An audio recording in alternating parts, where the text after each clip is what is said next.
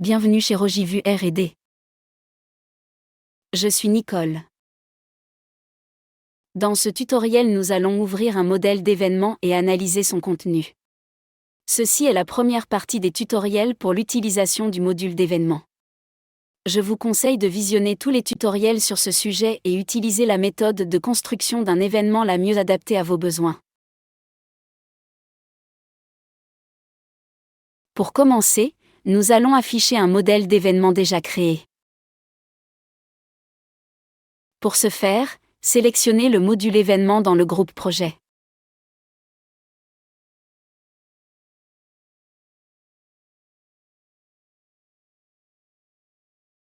Voici notre événement déjà construit à partir duquel nous pourrons créer d'autres scénarios pour ce type d'événement. Cet exemple montre la structure des données de notre modèle.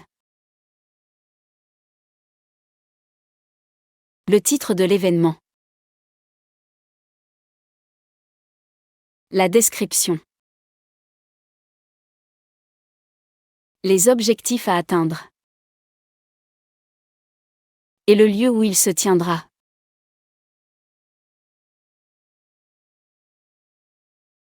Comme vous pouvez le constater, même en ayant rempli des données, les résultats restent à 0.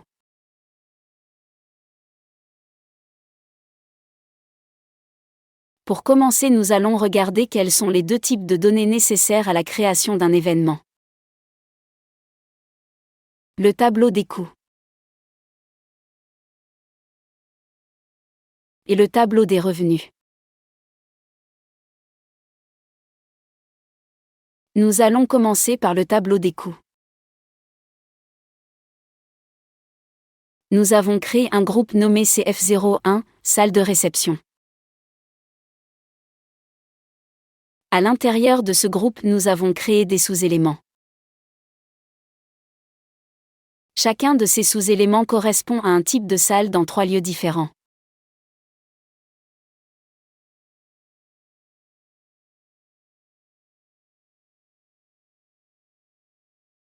Nous avons également indiqué une description pour chacune des salles et ses spécificités. La société qui gère la salle, le montant de la location et la durée en jours.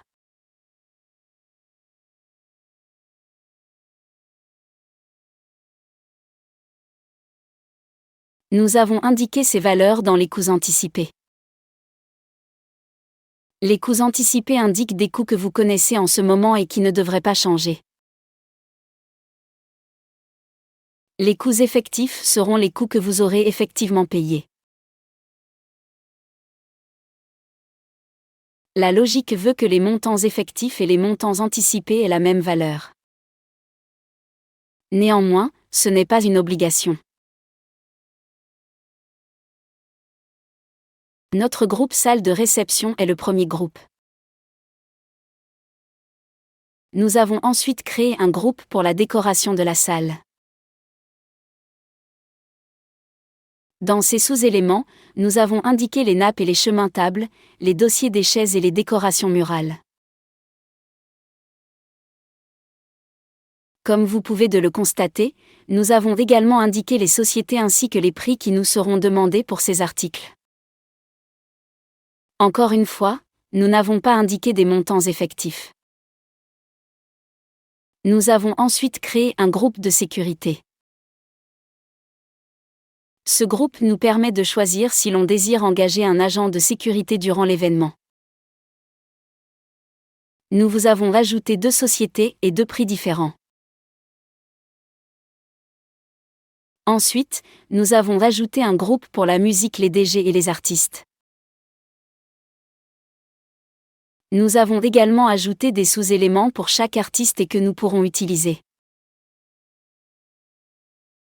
Le groupe de nettoyage contient les sociétés ainsi que les modalités de nettoyage. Un groupe pour le traiteur pour les repas.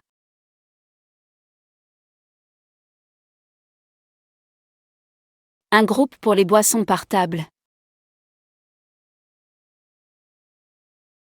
Les groupes ci-dessus déterminent le prix du billet pour cet événement.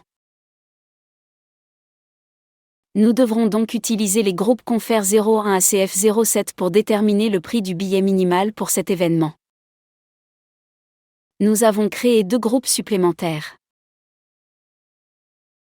Un pour la houle et tombola, et un pour les boissons .mets et autres articles qui pourront être vendus durant l'événement.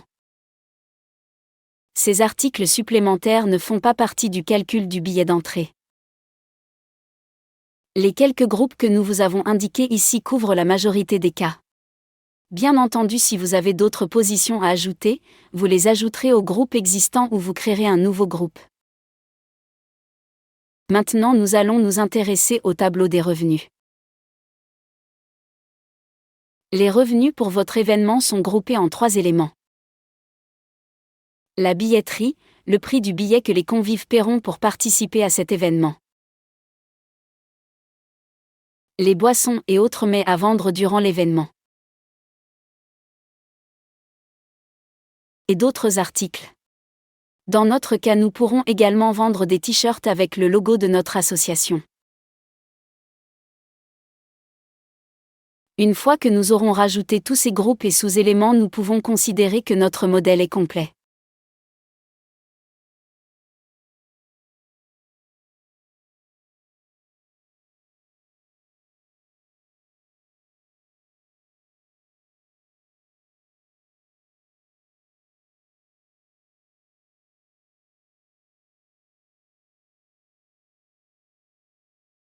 Les informations suivantes sont importantes.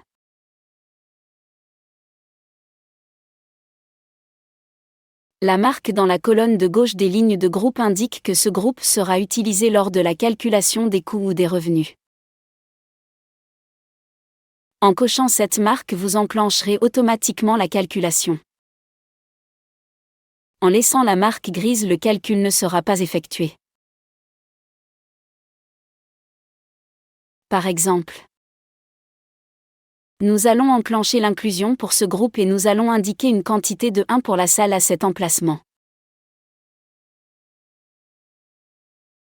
Comme vous pouvez le constater, nos coûts anticipés affichent maintenant 1200 francs. Ce qui correspond à une salle pour une journée. Si nous désirons choisir une autre salle, nous indiquons une quantité de 0 pour la salle à désélectionner et une quantité de 1 pour la salle qui correspond à nos besoins. En déclenchant à nouveau la marque de l'inclusion, les résultats affichent 0 car aucun des groupes n'est activé.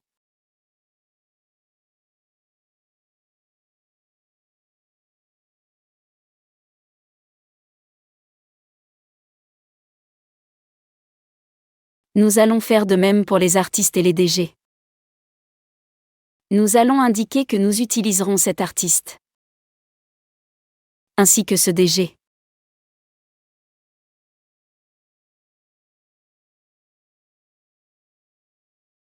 Vous pouvez le constater, la somme de 2450 francs a été ajoutée au résultat.